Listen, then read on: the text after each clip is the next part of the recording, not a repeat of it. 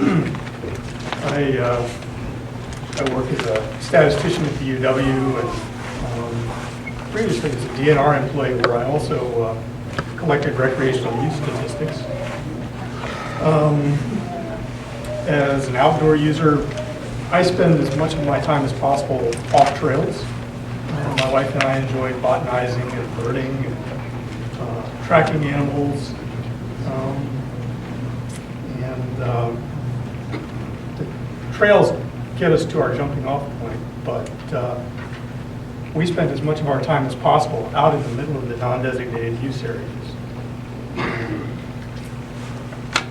Most of all, I want to talk about rock climbing. I've been a devoted rock climber for 37 years. Rock climbing has a long and significant history in Wisconsin. It surprises most people to learn that. Modern rock climbing came to Wisconsin in the 1920s, so we're pushing 90 years now. It showed up here about as early as any place in the United States. Most climbing in Wisconsin is on state land as opposed to federal land. And a lot of that climbing is in state parks. And in particular, there are 9 different state parks that I have detailed comments about, not all of which I'm going to get to. So I'll be giving you some written comments as well. Our climbing heritage shows up in the state administrative code in NR1, where we're told that climbing is considered a traditional recreational activity suitable for non-designated use areas, and it instructs the DNR to consider rock climbing when you're planning on any property where rock climbing is possible. Looking at the maps in the 9 state parks where there is rock climbing, I see actually no evidence that rock climbing was taken into consideration. And I think that's largely because while the DNR has a vague idea of where we are, they really don't know exactly where we're rock climbing. Rock climbing all occurs in non-designated use areas, exactly where hunters want to expand. Non-designated use areas are special to them, and they're special to us for a lot of the same reason. The DNR doesn't inspect, manage, or maintain these areas, and we think that's a great thing for rock climbing. The state has no liability, and the state doesn't tell us what to climb or how to climb. There are tons of places in the state where I can go rock climbing, but only 9 state parks where I can go rock climbing. In Devil's Lake, so you're going to have to finish up. right. In Devil's Lake, the places where you have rock climbing are Stenky Basin, west of the Rescue Road. All of this area in East Bluff, east of the CCC Trail, the 113. This area has all been climbed since the 1950s. All of this area up on the South Bluff has also been climbed since the 1950s. It has become very popular these days. There's rock climbing in the woods here. There's rock climbing in the woods here and here. There are also rock climbers down at the end of Burma Road, and we see hikers out in these areas all the time as well. Thank you. Thank you. Hi, my name is Virgil Schrader. I'm a trapper and president of the Wisconsin Trappers Association. And I am here to support the requirements of Act 168 allowing more hunting and trapping in state parks. Like other trappers in the state, I'm very conscious of others using public and private lands and believe that the DNR has done a good job ensuring that trapping and hunting is done in state parks and along state and federal trails. Causing conflict and interfering with each other causes the state and trail system. State park uses drop off drastically after October 15th. And the DNR's decision to allow hunting and trapping outside of the designated area use between October 15th and the Thursday before Memorial Day is a very good approach to implementation of the Legislature's Act 168. Prohibiting hunting and trapping within 100 yards of popular designated areas is a good, reasonable approach. And again, the board's got a tough decision to make, and I applaud them for what they've done so far. But let me also say that trapping might have been a barbaric thing to do in 1863. But for those that are saying it, today in 2012, it is not barbaric anymore. We've come a long way. And if you think it's barbaric, I think you ought to check in a little more to what trapping has become in 2012, and you'll find out it's not as bad as you think. Thank you. I do support Act 168. The present speaker just spoke about trapping. I am a full-time trapper. I've trapped for over 40 years and hunted with hounds. Trapping has changed so much. There are so many different traps that are species specific. We have just gone through many of the BMP processes with different trap studies in the last probably 10 years. I believe there is a place for them in the state parks, and I do support the 100-foot buffer.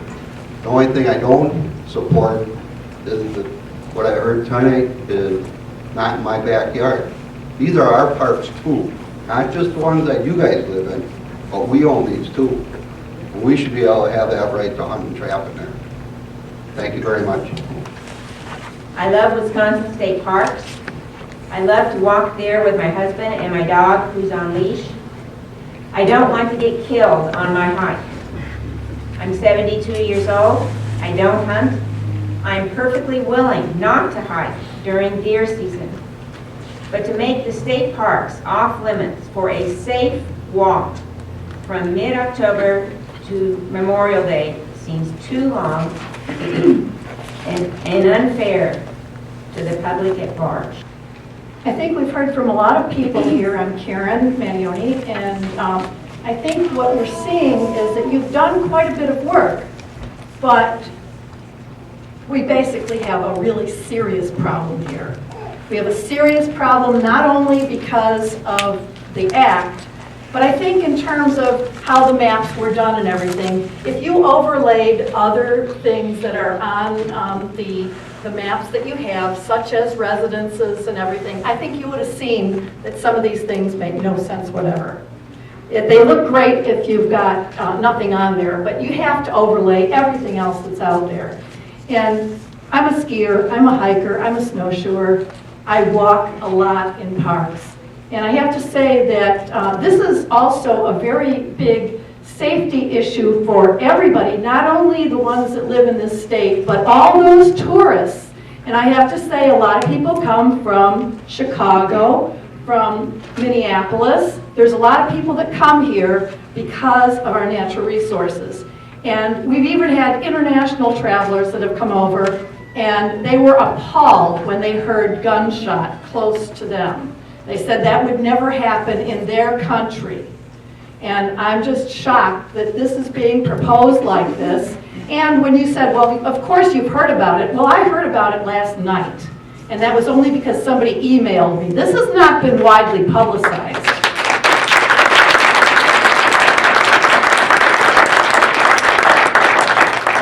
And when we go skiing, we pay for hotels, motels, we go to restaurants, we even buy clothing, we go shopping. We spend money in this state, and I'll tell you, we also spend money in other states. And when one other person said, we'll go to Michigan, you bet we'll go to Michigan. Yes. And do I want to do that? No. I want to be here. I want to spend the dollars here. I want jobs here. And you're going to send jobs out of our state by doing this. So take a look at some of those websites. Visit Wausau. Visit other places. And what do they say? Hike here. Ski here. Do all those things. And you're killing the golden goose. Thank you. I too would like to thank the board for all your work on these maps and try and implement this new law. I've been listening to everybody speaking, and from what I can tell, some people are in favor of this law, provided it doesn't interfere with mountain biking, it doesn't interfere with hikers, it doesn't interfere with cross-country skiers, it doesn't interfere with snowshoers, and it doesn't interfere with hikers. And if you're hiking, I want a 400 wide strip, 200 yards on each side, 400 yard strip, no hunting, no trapping. or a 200-yard strip, depending on the trail. And by the way, if I live near the state park, no hunting, because it's in my backyard. And so what we've got here is a conflict of interest as to who gets to use these parks. And we're not talking about all year, we're talking about a limited period when all of a sudden hunters and trappers are going to be able to use these parks just like all the other people that want to use them. Rather than saying, well, no, the hunters and trappers should not be allowed to use it during this period, or during where I want to be, or where I want to do. So I think there has to be some realization by a lot of you people that are clapping every time that hunters and trappers also get to use these woods. It's just as much our right to use the woods as it is yours. You have nothing that makes it better for you.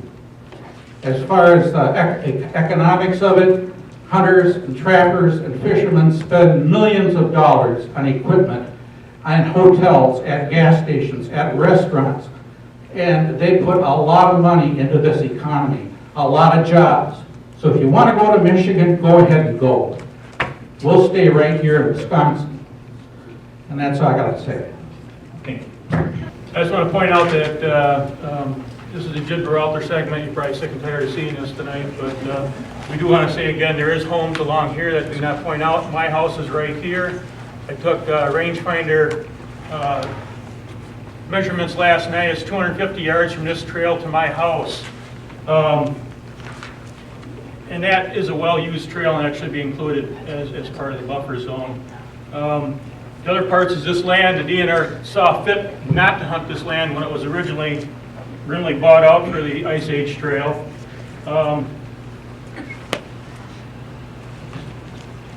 Also some of the things that people need to realize is that when you hunt down in here, this is basically a bowl. Slacks, gems, and jellies, 100 yards is up here. My house is here. I'm approximately 50 feet or so from the fence line. The only place to hunt or shoot a rifle will be up over here. One of the things that's not shown on here is the terrain. This would be uphill. You'd be actually shooting at the hikers on the other hill on the other side. And those are things that you have to come and actually look at these lands and look at. I did take some pictures, but I think if you come out and look at the land, you'd see it, probably most of that is not huntable. Thank you. Thank you for allowing public comments this evening. I'm a Bearwood native and have been hiking the trails of Devil Lake and enjoying the park for over 40 years. There are countless public safety concerns and accountability questions that still need to be addressed regarding this act. Buffer zones and signage just aren't enough. I actually look forward to the day when Act 168 is removed from the law books. But until then, I would like to ask all of the decision makers and members of the Wisconsin DNR here tonight to continue to review the entire law and always look for ways to promote public safety and protect innocent life. Thank you. I too would like to thank the board for taking this on. It can't possibly be very easy. I'm Joel Patton. I'm the editor of Silent Sports Magazine, which is focused entirely on non-motorized recreation in Wisconsin and the upper Midwest. I'm also vice chair of the new State Recreation and Transportation Trails Council, which, if it weren't new, I'm sure would have been very much involved in this very issue in helping, hopefully, bring about some means of dealing with these kind of user conflicts. In both of my capacities, I do spend a lot of time thinking about how we can get along on the same territory at the same times of the year. I will repeat or echo what had been said earlier by the gentleman from the Madison Nordic Ski Club. That's a perfect example of how difficult this issue is when skiers find themselves in the woods with hunters. He mentioned skiers being quick and quiet. He's clearly quicker than I am. When I ski, I take as much time as I have available and do multiple loops. That's what mountain bikers do as well, is they take the territory that's available to them and they run it repeatedly, which is something that should be kept in mind. One thing that probably has just been assumed is that these same trails are the means of access for the hunters as much as by anybody else. So I'm hoping, as someone who's a media person, that there really is a public information effort to let the hunters know that while they are heading in with their rifles or what have you, that they know that they don't start looking for targets until they're well off that trail that got them in the first place. I might also point out, I believe there's a new SCORP report that's in the draft phase.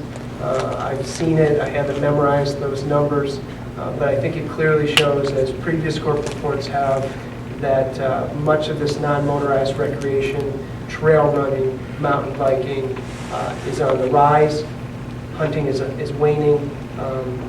That's that's detrimental, obviously, too, from a resource standpoint. I also have a columnist for the magazine who is a mountain bike pheasant hunter. So he's using his mountain bike to get to his hunting areas as well. So I see both sides. But thank you for your work. I'd like to thank you for giving us this opportunity to talk about this law and act and how it's going to be enacted. I don't envy you in the slightest. I come from a family in New Mexico full of hunters and ranchers, and just last week my dog was enjoying a big chunk of deer that a friend gave to him. So I do not oppose hunting. I just heard about this law. I feel a little duped that it wasn't publicized widely. And the first thing that came to my mind was, this is going to be a public safety nightmare. I work in public health. I'm not representing who I work for, but in my mind, this is just terrible. It really is. So if you do have some leeway of some things that you could change, I would ask you to think about shortening the period. We are year-round trail users. We do everything on the trails. I'm here from New Mexico. I never thought I would say I'm a year-round trail user in Wisconsin. But I am. So please consider shortening. I would like to see this law not enacted at all, but I realize the constraints that you're working under, and they're very difficult. So please consider shortening. We were just on the trails yesterday, and we will be on them the rest of the year. And many people, we don't see them go away until the end of November, and they do start peaking out in February again. So there is a bit of time people aren't openly hiking, but people are skiing and snowshoeing and using the trails in lots of other ways. There's another activity that I don't really participate in, but I know it's becoming very popular, and that's called geocaching. My husband's nieces and nephews really enjoy it, and that requires going off trail to look for hidden treasures. And when I heard about the trapping, all I could think about is these children going off trail, having a really fun time with their family, and possibly sticking their hand or their foot into a trap. I don't think 100 yards or 200 yards is far enough off the trails.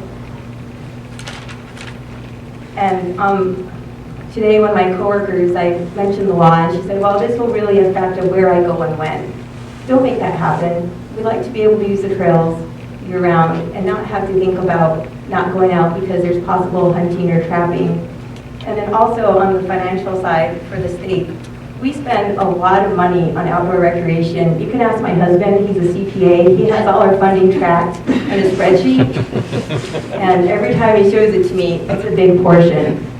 So please take everyone into consideration. And I do believe the lands are for everyone to use, but we have to figure how we're going to use those safely for the majority of the people. You can't make everyone happy all the time. Thank you.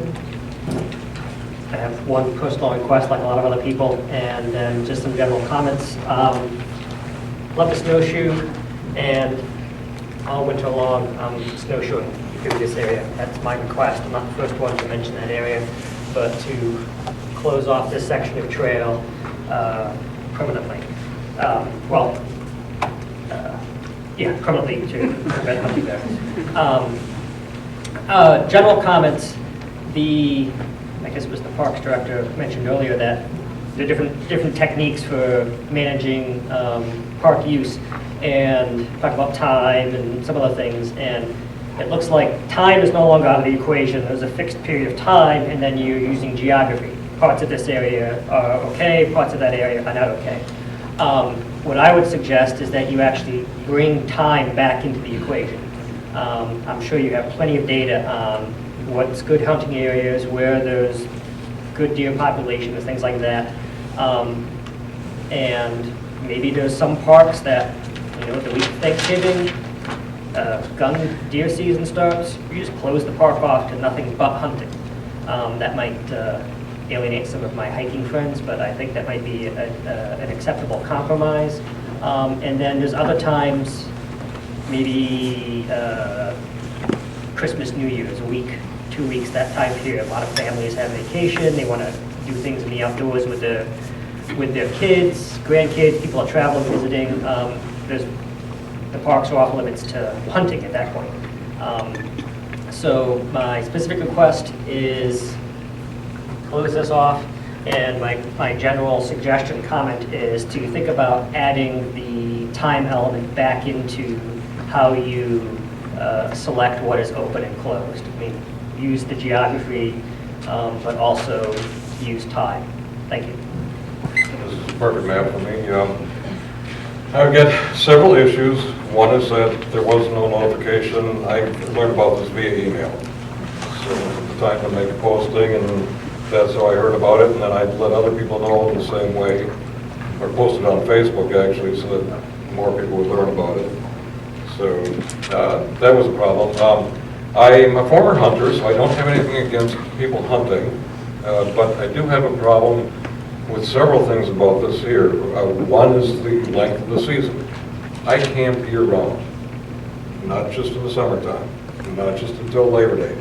I camp all year long, and I like going to Blue Mountain State Park for hiking, for snowshoeing, for cross-country skiing. It's close to home. I live in Madison, and so I get to that park a lot. All of this area here is where I ski, where I snowshoe.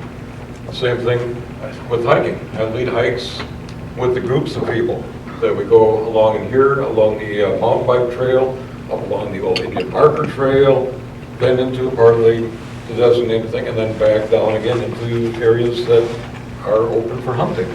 It's just not safe. And oftentimes people that go on the hikes with me, they'll bring their pets along. Trapping is going to be a serious problem for that. So basically, yeah, the length of the season is way too long. I mean, you're talking almost 7 months. That's more than half of the year that you're going to allow people to hunt in there where, like I say, I use it year-round for hiking, for camping, and it's just an all-around bad plan, especially the parks that are near these big urban areas like, Madison and so on. There might be things up further up north that are a little bit safer to, less populated, but still, I've camped at other places around the state too. And I just feel it's very unsafe to be hiking and snowshoeing and cross-country skiing while there's people out there throwing bullets around. Thank you. Thank you. My name is Karna Hanna, and again, I would like to thank you all for the opportunity to speak tonight. I think I'm the last of the group here from the Gibraltar Rock segment, and I want to thank all of you for your forbearance, for the passion that our neighbors have about trying to get this segment of the Ice Age Trail closed to hunting year-round. This is a heavily used segment of the trail that's becoming increasingly popular. And again, this is a safety issue. The proximity to the residences, the businesses, and the public roads, the difficulty that we would have in signing this property, and the fact that the loop trail, as Mr. Jones pointed out, but has been left off of this property, this segment right in here. Last weekend, our daughter was visiting from California with her 4-month-old baby. They went out hiking on that segment of the trail. Unbeknownst to me, it was such an easy segment of the trail for them to hike. She had the baby out there in a stroller. But I was delighted that she could get out there and enjoy what is our backyard. So again, on behalf of all of our neighbors on Slack Hill, we very much and very strongly would request that you close this entire area to hunting. There is a difference between hikers and hunters. Hikers do not carry lethal weapons. And again, this is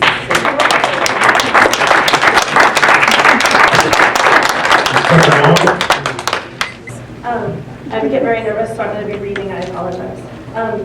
My name is Elizabeth Tucker Long. I'm a patron of our state parks, a big supporter of hunters' rights, and the mother of an outdoor-loving 3-year-old. When I heard about Act 168, I was instantly concerned. Not only do we live right next to the Ice Age Trail, but we frequently use the state parks in an off-trail capacity. I know that hunters take great care to be safe, and that hunter safety courses have greatly improved safety standards. However, despite this, we still have had 26 hunting-related injuries, which included 2 fatalities in 2011. 2 of these injuries occurred where there was more than 100 yards between the hunter and the victim. Because of this, I do not think that the 100-yard buffer around high-use areas is adequate. Additionally, we and many of our friends participate in off-trail activities like geocaching, rock climbing, park cleanups, invasive species removals, and even just good old-fashioned exploring. This use of the parks is very popular, and having the public using the park off-trail in thick growth where hunters are not expecting them or can't see them, or we don't expect a trap to be set, is just asking for trouble. Looking at the numbers of state park visitors, there were approximately 14 million visitors last year to Wisconsin state parks. The total number of hunting, not fishing licensing and tags issued in 2011 was 854,107. Even assuming an increase to 1 million licenses and tags due to the expanded hunting areas, this is only 7% of the total park visitors, yet the proposed open hunting times give hunters 61% of the year in the parks. Additionally, hunters already have access to managed forest land for hunting, which the rest of the state park users do not have access to for hiking, geocaching, and other activities. So I do not believe it is unreasonable to set aside non-hunting times all year round for non-hunters to use the park without having to worry about interfering with hunters or becoming one of those hunting injury statistics. So I am asking that the allowed hunting times be limited to 1 or 2 weeks per month and ending at noon on days when it is allowed, to allow non-hunters to utilize the park year-round. The use of metal detectors in the parks is already restricted to specific times of day and to specific months so as not to disturb other park users. Hunting is much more of a disruption to other park users and therefore should be equally restricted. Hi, my name is Liz F. I'm an avid park user year-round. I hike, I cross-country ski, I snowshoe, I horseback ride, geocache. My sister and her husband geocache. And I am terribly, terribly concerned about trapping during parts of the year when we'd like to be geocaching in the fall or in the early spring, because there's just no way to tell where those traps are. And if there was designated trapping areas that we would know where to avoid, that would help add safety and would still allow trappers to trap. I would also like to say that I have never killed anybody from hiking in the park. I have never killed anybody from skiing in the parks. I have never killed anybody from horseback riding in the parks. But there are hunters who have killed people from hunting in parks. Thank you. Barker. Hi, I'm Jack Barker, and I'm here speaking on behalf of a group that has, since 1977, been having an event twice a year in Governor Dodge State Park in April and October. We have different turnouts at different times of the year. We average about 120 people at each event. The most we've had is 205. And the area where we have this event is, generally speaking, this entire area of Governor Dodge State Park. And the question that I'd like to bring to the board is whether there is going to be some sort of an accommodation made for the individual parks to be able to say, you know what, there's a special event going on in this part of the park on this given day, so therefore, is it possible that on those given days, and we've worked with the park rangers very closely on these events, so that we have them set up, we have the date set at least 6 months in advance to say, okay, on this given day, this area of the park is going to be off limits to hunting and trapping. I had something else in my head, but now it's gone. So I'll just say thank you very much for your consideration in having these meetings, and I wish the legislature had been as considerate as you are. Thank you. Hi, I'm Jack Fidel. I am a hunter and avid park user in other recreational activities as well. Skiing, mountain biking, hiking, you name it, I do it. I do support hunting in state parks and on state trail lands. I do have specific concerns regarding public safety with hunting and trapping activities. And I think it is absolutely crucial to use all of the management tools that are available to minimize potential dangerous interactions between hunters and other recreators on the properties. My biggest concern is rifle fire across trails.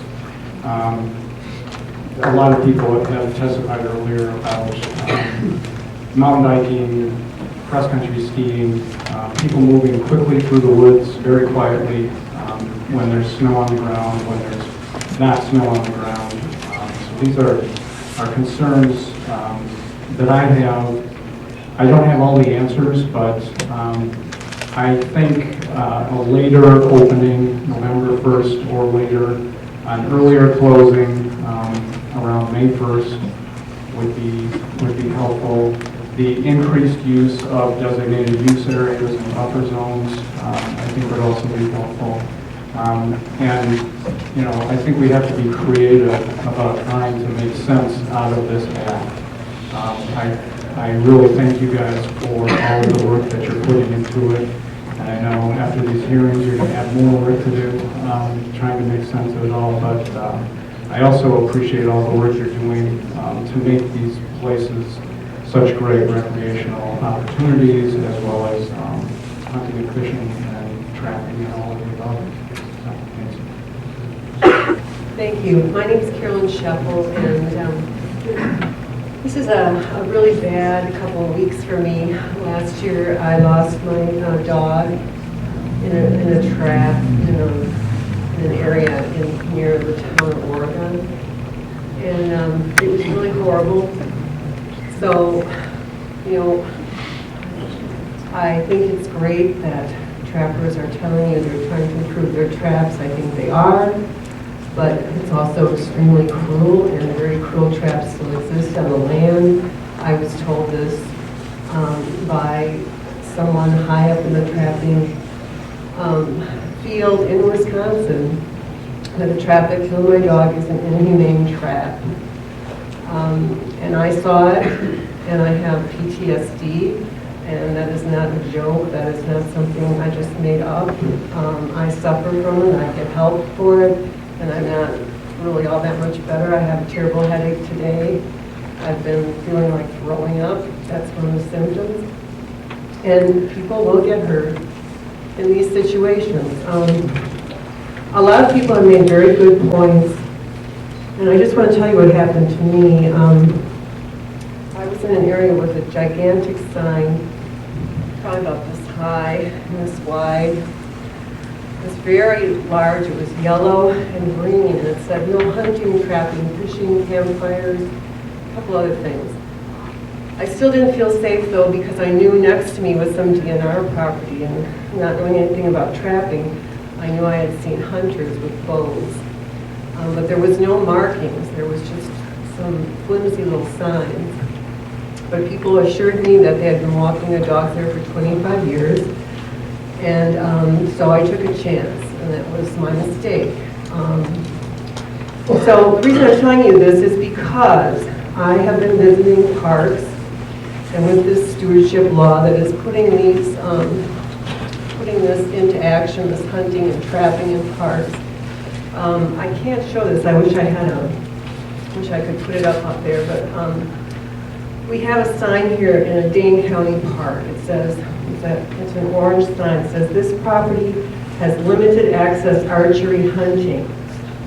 These lands are included in the limited access archery program to manage the deer population, provide recreational opportunities. Dates follow the Wisconsin deer hunting season. Somebody wrote in September 15th to January 6th. So, seeing this sign, you would have absolutely no idea where in that park that archery hunting would be. You don't know who wrote that in. Was that a person that works there, or was that a person off the street? Then underneath it, there's a sign that says Pets on a Leash. I've been watching people in parks for a year. A lot of people don't obey those signs because they don't know why. They don't know that there are traps in parks. I take leaflets to dog parks, and I go to dog shows. I've been handing them out as everybody was speaking. 1 out of 5 people has had an incident with a trap with their dog. And this is a very serious issue. Here's another example of a sign. It says, this land purchased with Knowles Nelson Stewardship Funds. This is the requirement of Act 168. This sign says nothing. It says it was purchased by Knowles Nelson Stewardship Funds. It doesn't tell you what's going on in that park. This is a fortune that the state is putting out. I have nothing more to say, and my time is up. I've just been researching this for a year, and this has been in the works for many, many years, putting traps in state parks.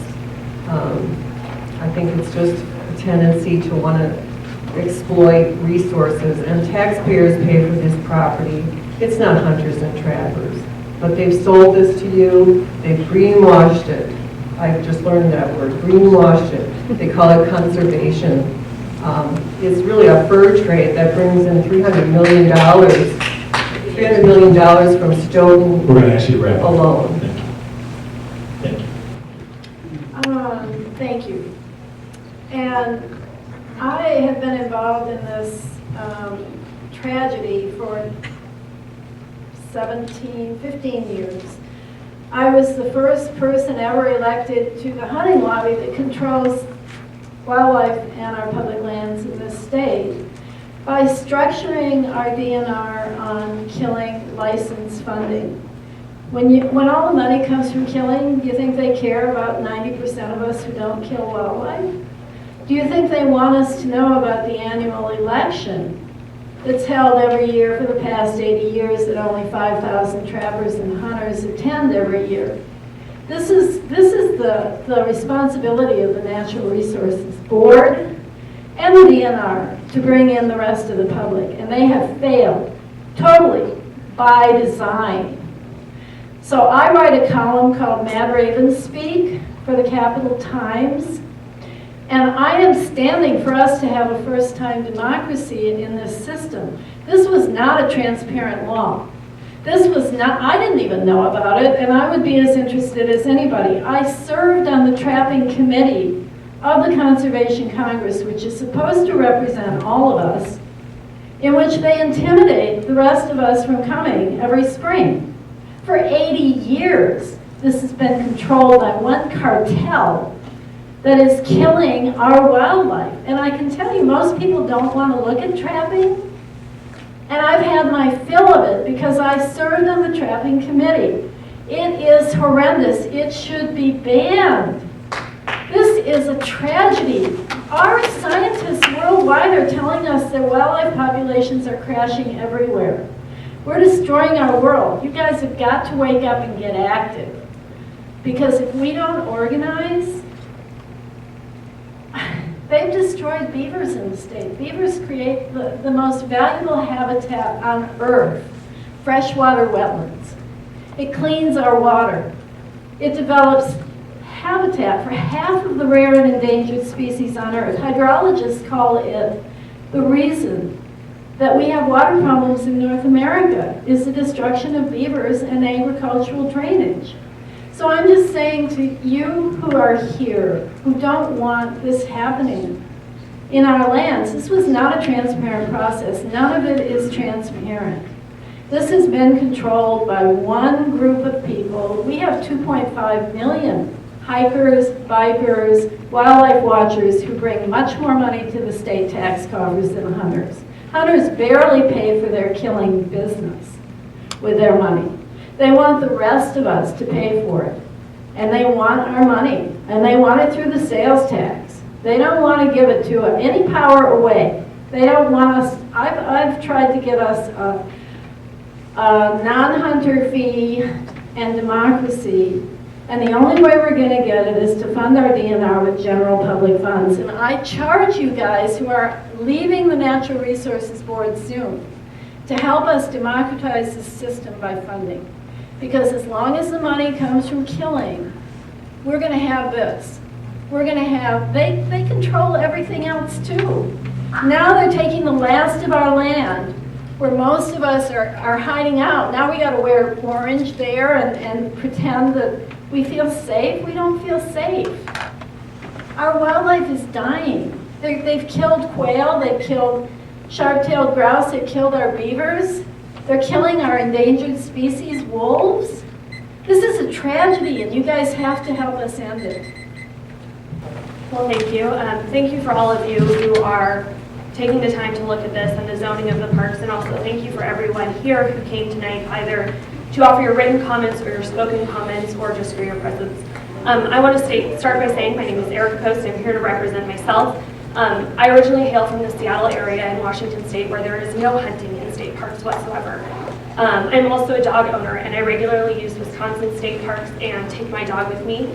I think the biggest thing that I want to say is I've never met a hunter who has not missed their mark at least once.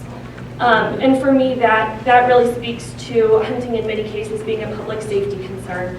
I am not against hunting. I support those of you who want to hunt, but I do not feel that it should be done to my detriment or the detriment of my safety using state lands. I think someone else brought it up or spoke very eloquently in saying that their concern was not so much the use of rifles in the designated hunting areas, but more the trajectory of those rifles across the designated trail areas. And that would again be my concern as well. I think when we talk about fair use of the state parkland and the fact that it's a shared space between everyone, closed for or open for hunting means closed for me. If there's hunting in that state park, I can honestly say that it is not worth the risk for me to even spend any of my time there. Last Thanksgiving, I had my parents out from Seattle, and we decided to go hiking in Devil's Lake. It was Thanksgiving weekend, very populated area from my experience, and I will tell you that my heart dropped to my feet when I heard a gunshot. And my family, we didn't see signs, oh, this park is, designated hunting. I had just moved here, I had no idea. And that was an absolutely terrifying moment for me and for my folks, and we thought, well, what's the quickest way out of here? And so that to me is disappointing. I think the young lady who spoke earlier, who started talking about statistics, who said specifically, 7% of park users are hunters, everyone else are other recreation users. I think if you want to look at fairness, you're really looking at allowing, 2/3 of the park for 7% of the population and almost 2/3 of the year. And so I would challenge you to look at the available space for hunting as well as the time frames and extending that. I know very, very many people have spoken about extending the time frame both in the spring and in the fall to accommodate round-year recreational users. But I would actually like to go a step further. What I would actually request is that the state designate or the DNR designate certain parks that are closed to hunting year-round. And the reason for that is I think, in particular, the folks who came up and spoke about Gibraltar Rock and also Governor Nelson Park really did a good job of pointing out that there is really no way to maintain the safety of the designated hiking areas without expanding those to the borders of the park. I'm an avid rock climber as well, and so Devil's Lake is a primary concern to me. I do often hike off trail in order to get to those rock climbing areas. None of those, or very few of those rock climbing areas that were pointed out are actually part of the designated use areas that have been highlighted. That poses a threat for both me and my dog and my colleagues who do use those rock climbing areas. So thank you again for your consideration. I know I'm out of time, and I very much appreciate your time. Thank you.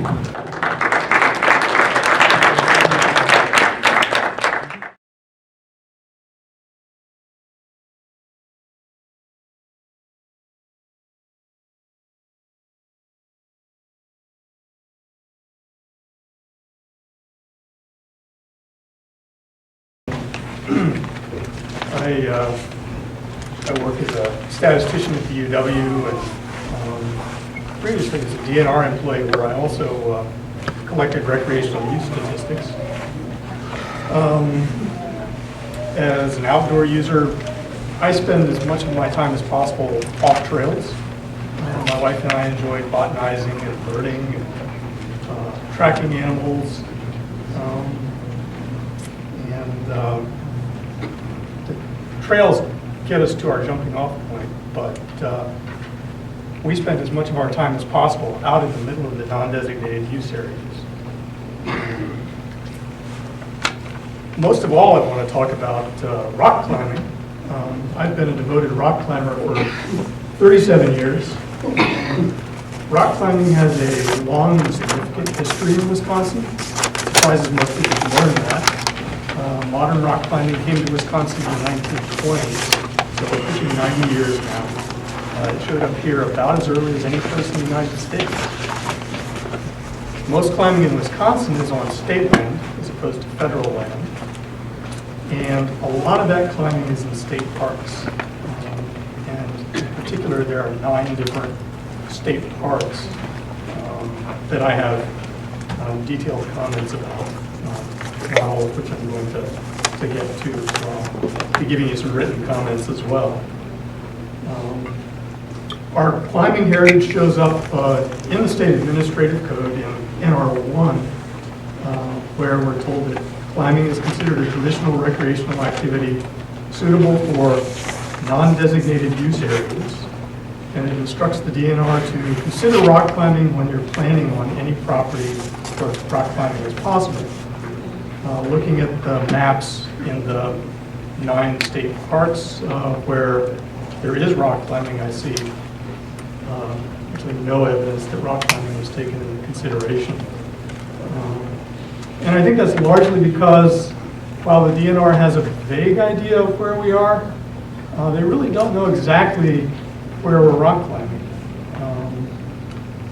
Rock climbing all occurs in non-designated use areas, exactly where hunters want to expand.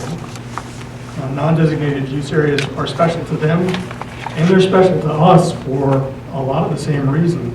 The DNR doesn't inspect, manage, or maintain these areas, and we think that's a great thing for rock climbing. The state has no liability, and the state doesn't tell us what to climb or how to climb.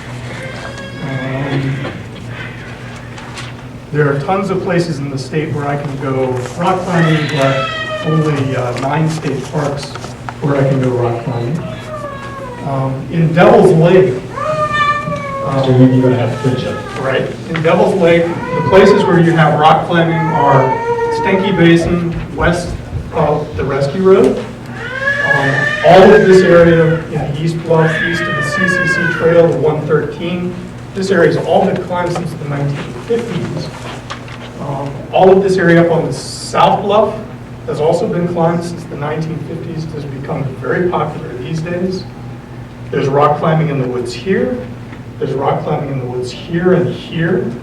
There are also rock climbers down at the end of Burma Road, and we see hikers out in these areas all the time as well.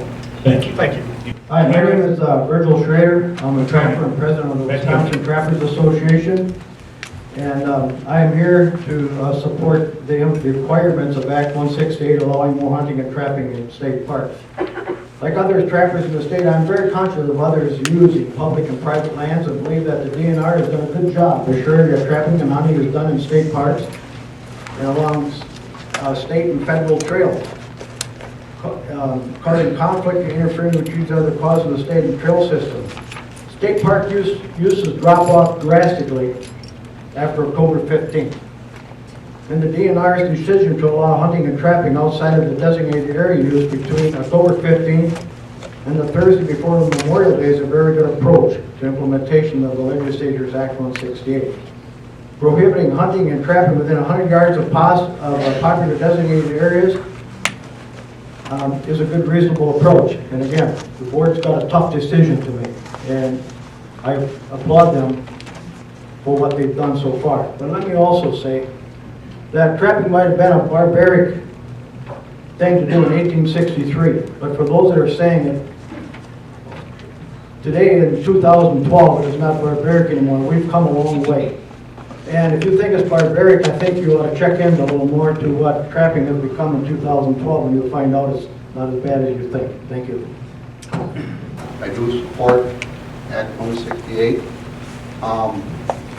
The present speaker just spoke about trapping. I am a full-time trapper. I've trapped for over 40 years and hunted with hounds. Trapping has changed so much. There are so many different traps that are species specific. We have just gone through many of the BMP processes with different trap studies in the last probably 10 years. I believe there is a place for them in the state parks, and I do support the 100-foot buffer. The only thing I don't support is that what I heard tonight is not in my backyard. These are our parks too, not just the ones that you guys live in, but we own these too. And we should be able to have that right to hunt and trap in there. Thank you very much. I love Wisconsin State Parks. I love to walk there with my husband and my dog who's on leash. I don't want to get killed on my hike. I'm 72 years old. I don't hunt.